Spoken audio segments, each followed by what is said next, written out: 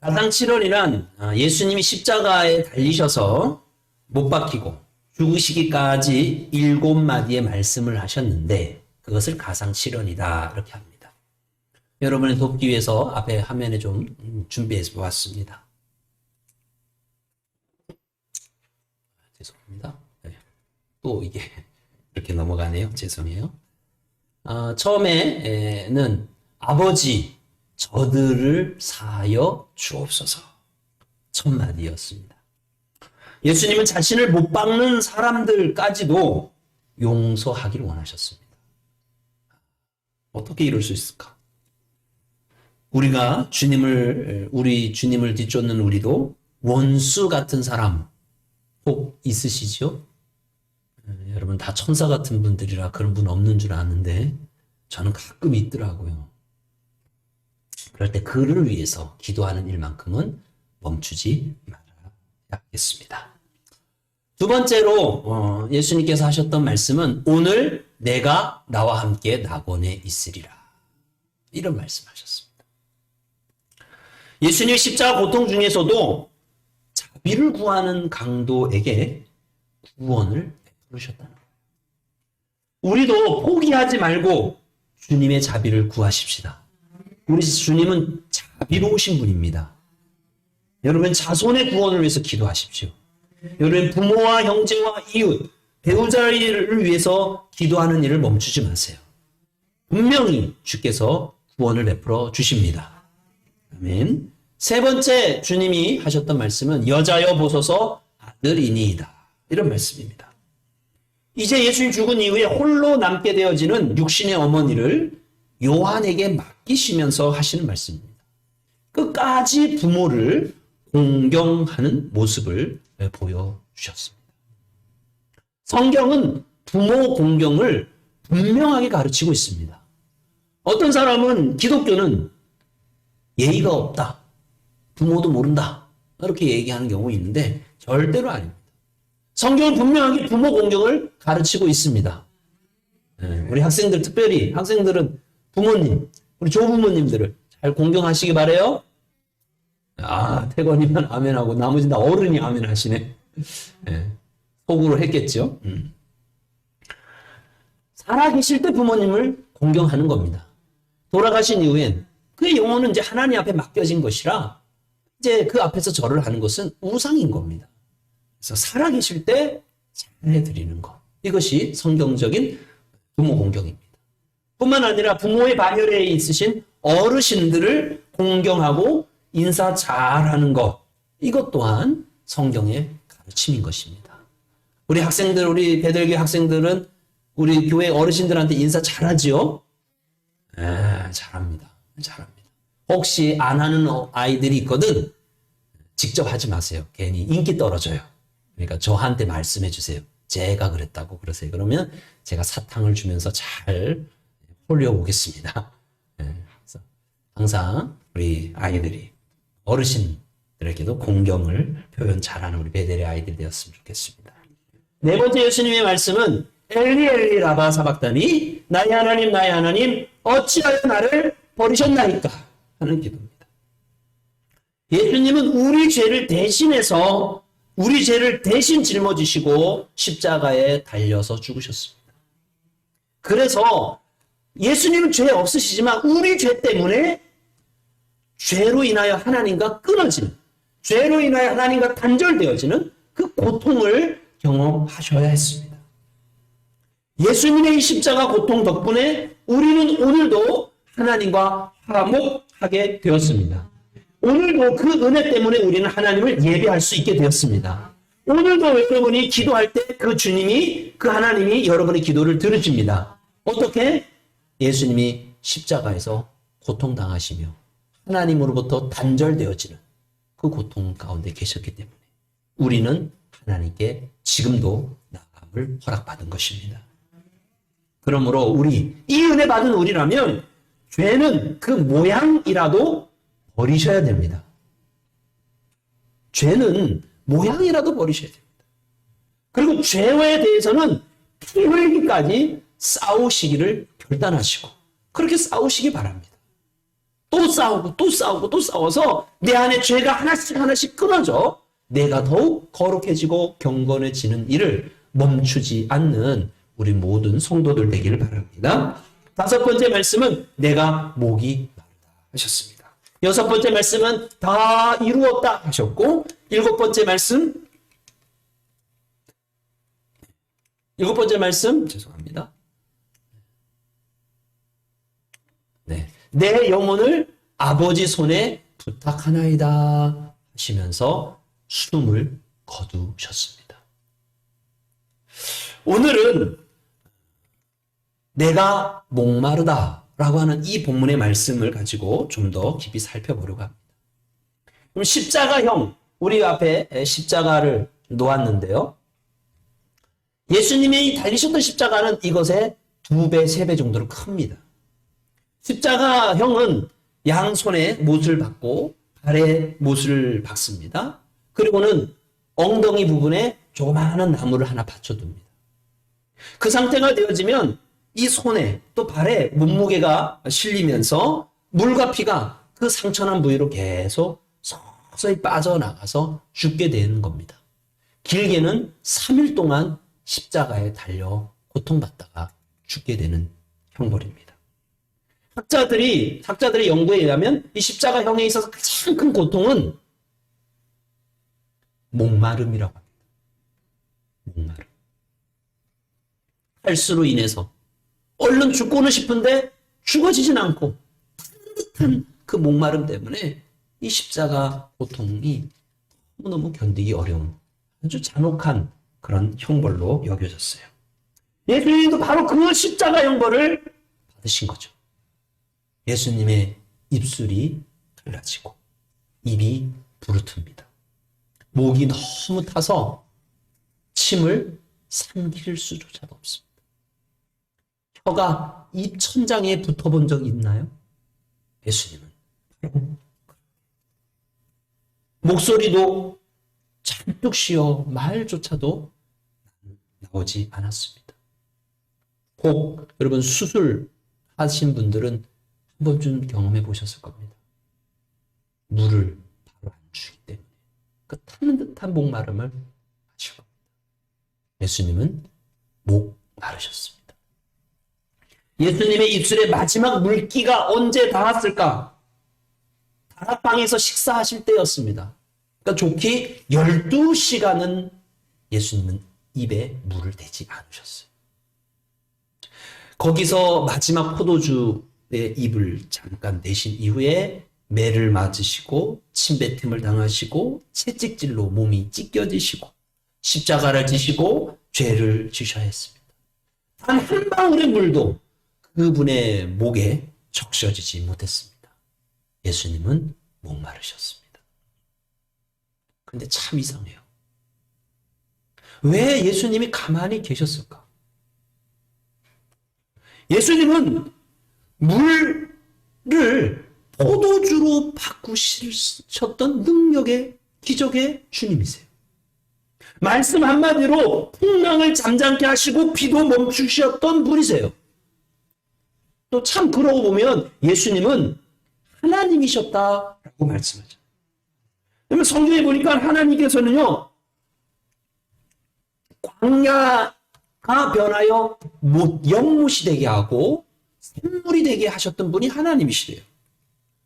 또 반석을 쳐서 문물, 사도를 쳐서 샘물이 되게 하시는 분이 하나님이세요. 또 목마른 자에게 물을 흠뻑 주시는 분이 하나님이셨어요.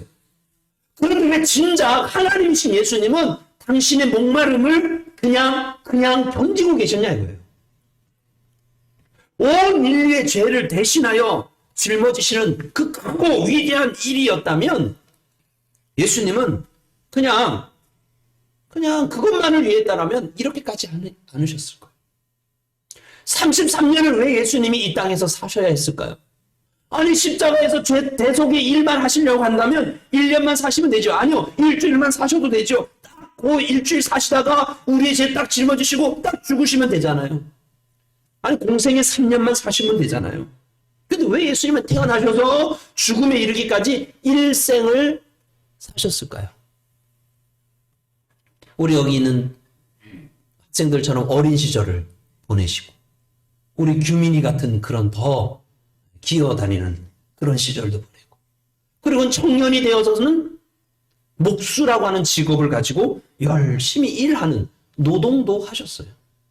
목수가 벌이가 있으면 얼마나 많은 벌이가 있겠어요? 아마 예수님은 빠듯한 그런 수입을 통해서 삶을 꾸려나가는 그런 일상을 견디셔야 했을 거예요. 예수님도 주저하고 싶은 피곤함과 몸의 고통을 느낄 때 있으셨고요. 사람들 속에서 부딪히면서 짜증나고 하루하루 그냥 버티고 견디는 그런 한숨만 짓던 그런 일생도 견디셔야 했어요. 왜 그러셨을까요, 예수님이? 왜 배고픔을, 왜 외로움을, 왜 분노를, 왜 슬픔을, 왜 두려움을, 왜 다 그런 일생에, 우리 일생에 경험해야 될 그런 일생들을 왜 다 경험하셔야 했냐 이거죠. 십자가 대속의 은혜만을 위해서라면 그거만 하시면 되지. 왜 그 33년을 사셔야 했냐는 거예요. 예수님은 굳이 십자가에 꼭 그렇게 목마르며 괴로워하실 필요가 없으셨어요. 예수님이요, 정확하게 이 목마르다 말씀하시기 6시간 전에 누군가가 예수님께 마실 것을 갖다 주었다라고 말씀해요. 모략을, 이게, 죄송합니다. 모략을 탄 포도주. 네. 금방 넘어갔죠? 모략을 탄 포도주를 갖다 줬대요.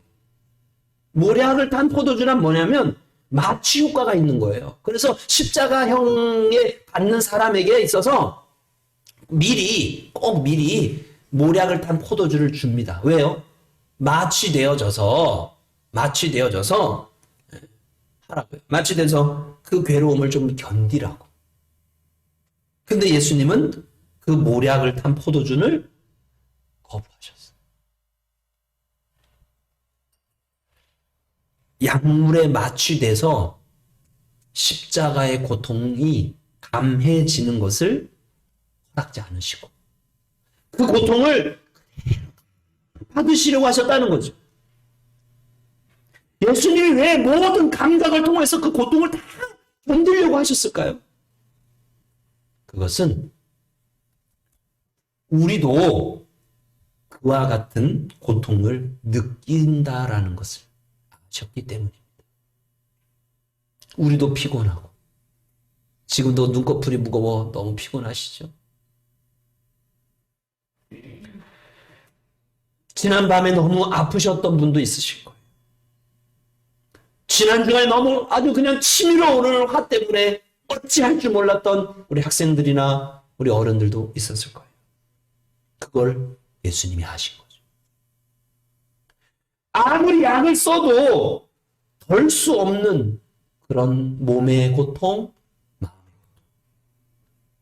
죽는 것 외에는 다른 것이 생각할 수 없는 그 코너에 몰려있는 듯한 마음을 겪을 거라는 것을 주님이 아신 거죠. 그래서 우리가 겪고 있는 그 모든 일을 예수님도 겪으시면서 우리를 이해하고 싶으셨던 거예요. 이 말씀을 보세요. 히브리서 말씀에 보면 예수님은 우리의 연약함을 동정하시네. 동정하신다는 건 이해하신다는 거예요. 그래서 예수님은 우리를 불쌍히 여기셔서 돕는 은혜를 주시고 우리에게 은혜의 보좌로 나오라고 청하시는 거죠. 여러분, 이 고난주간에 금식, 금음료를 통해서 이 예수님의 고난 당하심, 거부하지 아니하시고 그냥 다 당하시는 예수님의 고난 당하심에 동참해 봤으면 좋겠습니다. 우리 학생들에게 한번 묻고 싶어요. 공부가 잘 안 될 때, 집중이 잘 안 될 때, 그럴 때 누구에게 찾아가서 조언을 구하면 좋을 것 같아요? 선생님? 혹시 형제, TV에 나오는 영재, 소문난 영재에게 찾아가서 조언을 구할 수 있을까요? 찾아가서 사인은 받을지는 몰라도 그렇게 조언이 될 만한 말은 듣기 어려워요. 왜? 손재, 영재는 이건 타고난 정말 하나님이 주신 그런 지능을 가진 사람들이기에 우리가 공부하는 방법하고 우리의 공부하는 방법은 다르거든요. 그러니까 무슨 조언을 듣을 만한 것이 되지 못해요. 또 우리 어르신 성도님께 한번 여쭤보죠. 갑자기 어떤 중병을 이제 판명받았어요. 그래서 너무 낙심되어지고 고민되어질 때 여러분 누구를 찾아가서 조언을 얻겠습니까? 건강하면 최고인 젊고 근육이 튼튼한 운동선수에게 찾아가면 될까요? 아니요. 그런 사람에겐 조언을 구하기가 쉽지 않아요. 여러분 돈이 없어서 고민이 되고 낙심이 될 때 누구에게 찾아가면 도움을 받을 만한 그런 조언을 들을 수 있을까요? 그 아들? 막대한 유산을 상속받은 그 아들? 아마 돈 몇 푼 얻을 수 있을런지 몰라도 재정에 대해서, 돈에 대해서 적절한 조언을 받기에는 한계가 있을 거예요. 왜 그래요? 모두 다 우리의 연약함에 대해서 이해를 못하는 사람들이기 때문에 그런 거. 10중 8구 우리가 공부하기 어려워하는 것에 대해서 그 천재들은 잘 이해 못해요. 10중 8구 우리가 중병에 걸리고 몸이 아픈 것에 대해서 젊고 건강한 운동선수들은 잘 이해를 못해요. 10중 8구 우리가 돈 때문에 고민하는 것에 대해서 갑부의 아들들은 잘 이해 못해요. 우리의 심정을 헤아릴 수 없단 말이죠. 어제 병아리 몇 마리를 제가 선물 받았어요. 오늘 아침에 그 병아리한테 모이를 주려고 물도 주려고 뚜껑을 이렇게 열었어요. 그래서 손을 이렇게 집어넣죠. 그랬더니 주인님 오셨어요 하면서 와가지고 콕콕콕 찝고 그 혀로 핥아주고 그런 거 하나도 없더라고요. 어떻게 했을까요? 손 집어넣었더니 삐약삐약삐약 거리고는 죽겠다 그러고 구석으로 다 들어가고요. 조금 더 이렇게 있었으면 아마 뚜껑 열고 바깥으로 튀겨나갔을 거예요. 저 그 병아리들한테 어떻게 안심시킬 수 있을까요? 제가 병아리가 되어줘서 난 그런 사람 아니야 이러면 될까요? 그럴 수 있다고 해도 전 그러고 싶은 마음 없어요. 그 냄새만 나고 그것에 왜 들어가요? 그런데 우리 예수님이 그걸 행하셨다는 거죠. 우리의 입장이 되어 보시기 위해서 우리의 심정을 이해하고 싶으셔서 우리와 같은 삶을 33년을 사시고 우리의 모든 고통을 다 어떤 고통인지 이해하고 싶으셔서 고통을 거부하지 아니하시고 고통을 외면하지 아니하시고 그대로 온 감각으로 다 받아내시는 거예요. 그래서 우리의 모든 고통과 아픔과 힘겨움과 외로움과 무거움을 이해하여 주십니다. 우리와 같은 삶을 사셨기 때문에 완전히 이해하시는 그 주님은 우리를 초청하여 주세요. 수고하고 무거운 짐 전다들아 다 내게로 오라 내가 너희를 쉬게 하리라. 네, 아멘 하는 여러분에게 주님이 주신 쉼이 있을 것입니다. 요한계시록 3장에는요 볼지어다 내가 문 밖에 서서 두드리노니 누구든지 내 음성을 듣고 문을 열면 내가 그에게 들어가고 그가 더불어 나와 더불어 먹고 나와 더불어 먹으리라. 아멘. 예수님 내 안에 들어오세요 하면 주와 같이 길 가는 것 즐거운 일 아닌가 노래하는 기쁨을 얻게 될 겁니다. 창세기 12장 1절에 보면 주님이 말씀하셔요. 건국이가 읽어봐요. 여호와께서 아브라함에게 이르시되 너는 너희 고향과 친척과 아버지의 집을 떠나 내가 너에게 보여줄 땅으로 가라. 예, 아멘. 고향과 친척과 아버지 집을 떠나 내가 내게 보여줄 땅으로 가라. 그리하면 너가 너로 말미암아 많은 족속들이 복을 얻게 되어지는 복의 근원, 복의 통로가 될 것이다. 아멘. 말씀대로 순종하겠습니다. 나로 복이 되게 하여 주세요. 이렇게 기도하는 사람들마다 복의 통로가 될 줄 믿습니다. 주 예수를 믿으라 그리하면 너와 내 집이 구원을 얻으리라. 여러분 조금도 의심하지 말고 예수님을 꼭 붙잡고 믿으시기 바랍니다. 반드시 여러분의 집과 여러분의 가정과 인생이 구원을 받을 것입니다. 예수님은 정말 믿을 만한 존재이십니다. 예수님은 정말 믿을 만한 존재예요. 성경 오늘 본문의 말씀을 보면 목마르다라고 하셨던 이유가 있는데 그 이유가 뭐래요? 성경을 응하게 하십니다라는 말씀이 있어요. 성경을 응하게 하신다는 말씀은 뭐냐면 성경의 예언대로 이루어지게 하시려고 예수님이 그제서야 목마르다 말씀하셨다는 거예요. 성경을 조금 더 주의 있게 살펴보시면 곳곳에 그런 같은 구절들이 있는데 19장 24절을 보세요. 19장 24절에 보면 군인들이 서로 말하되 이것을 찢지 말고 누가 얻나 제비 뽑자 하니 이는 성경에 옷이 나누고 옷이 제비 뽑나이다 한 것을 응하게 하려 하십니다 라고 말씀합니다. 또 36절의 말씀을 한번 보세요. 36절에 봐도 그 일이 일어난 것은 그 뼈가 하나도 꺾이지 아니하리라 한 뭐가 성경을 응하게 하려 하심이라. 37절에도 또 다른 성경에 그들이 그 찌른 자를 보리라 하는 이 말씀이 응하게 하시려고 창에 찔림을 받으셨다는 거예요. 무슨 말씀이죠? 지금 최후의 순간에 예수님은 반복해서 성경에 응하게 되도록 성경이 이루어지도록 예언의 말씀대로 성취하고 계시다는 거예요. 이게 왜 중요해요? 우리가 의심이 많거든요.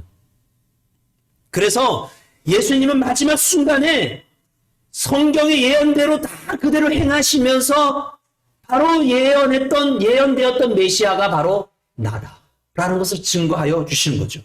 수백 년 전에 수많은 예언자들이, 수많은 선지자들이 구세주의 나심, 메시아의 나심을 예언했거든요. 그 구세주가 오시면, 메시아가 오시면 이렇게 행동할 것이다라는 것을 예언했는데 그거 하나하나 뽑아가면서 그대로 행하시는 거예요.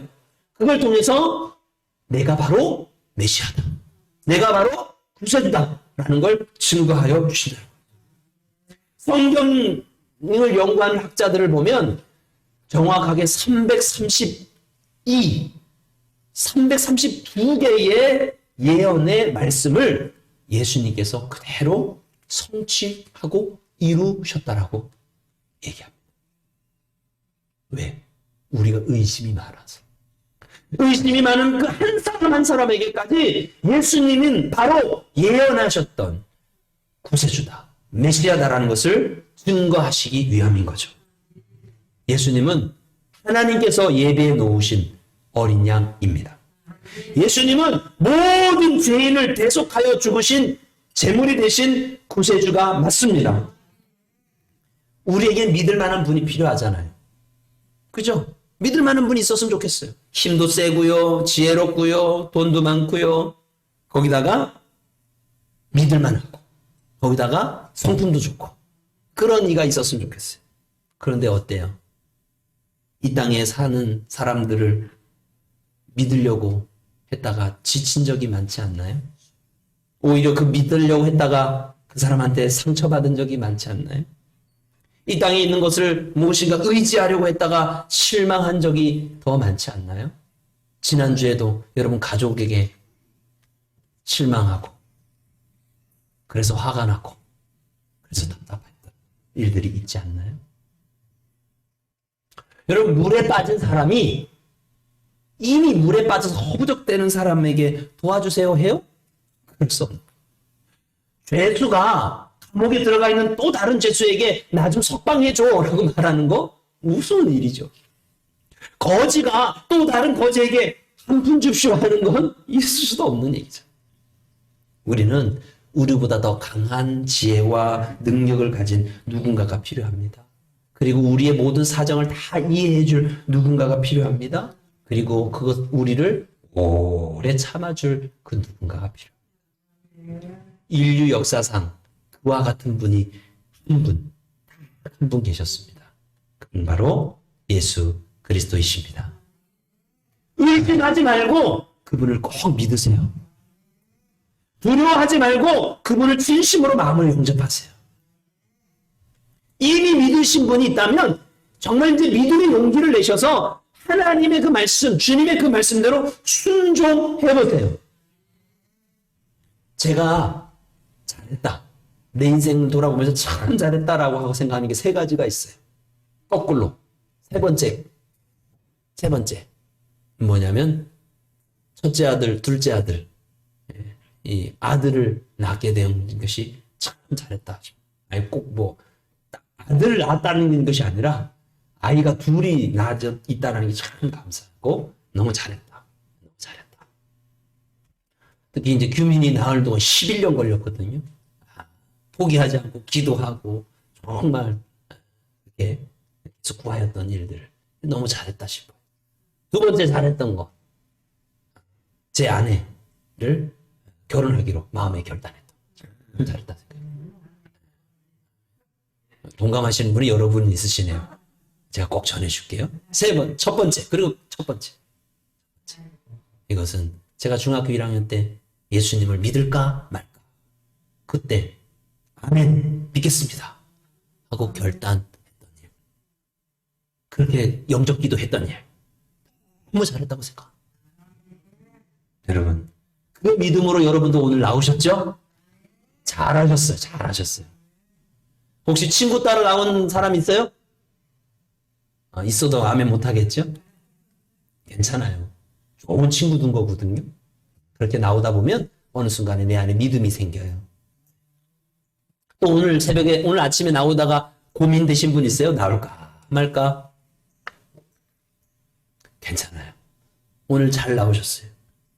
여러분 복된 선택을 하신 거 맞습니다. 반드시 약속하신 쉼을 주실 것입니다. 하늘의 기쁨을 누리게 하실 것이고 여러분을 복이 되게 하실 것이고 복의 통로가 되게 하실 겁니다. 우리 학생들 한 사람 한 사람을 통해서 가정과 가문이 또 후손이 복을 받게 될 것입니다. 우리 어른들도 여러분 한 사람 때문에 가정이 또 후손이 또 우리 베델 교회를 통해서 마을과 나라가 복을 받게 될 줄 믿습니다. 이 코로나 시대에 우리나라가 참 얼마나 선전하고 있는지 몰라요. 참 선전하고 있어요. 이 여러 가지 이유를 따지겠지만 부인할 수 없는 아주 지대한 영향을 끼친 건 이 한국 땅에 복음이 들어왔고 교회가 세워졌고 성경적인 가치관과 성경적인 생각을 가진 부분들이 있었기 때문에 오늘날에 이와 같은 복이 있는 것입니다. 여러분 미얀마에 대해서 뉴스로 좀 들어보셨는지 모르겠어요. 미얀마가 우리나라를 굉장히 부러워하면서 모델 삼고 있어요. 왜?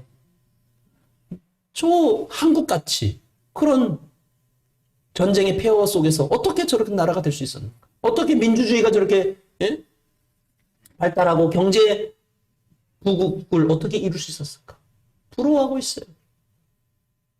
이 부분에 대해서 교회의 역할, 기독교 신앙의 역할, 믿음의 역할이 분명합니다. 분명해요. 여러분, 예수 믿으면 이와 같습니다. 여러분, 예수님을 의심하지 말고 꼭 믿으시기 바라요. 믿으시기 바라요. 요즘 우리 교육문화센터에서 꿈방 마을학교가 진행되고 있거든요. 코로나 상황이라 모이는 것 자체가 사실 조심스럽긴 하지만 이렇게 진행될 수 있는 것은 우리 팔봉초등학교 중학교가 정상적으로 등하교를 하고 있기 때문입니다. 그 학생들이 그대로 스쿨버스를 타고 우리 여기 도서관에 옵니다. 그러니까 외부인과 접촉하지 않기에 이 일이 가능하죠. 또 이 마을학교가 또 풍성하게 진행될 수 있는 것은 서산시에서 우리가 지원을 받아서 이 일을 진행하기 때문입니다. 제가 그 일을 못합니다.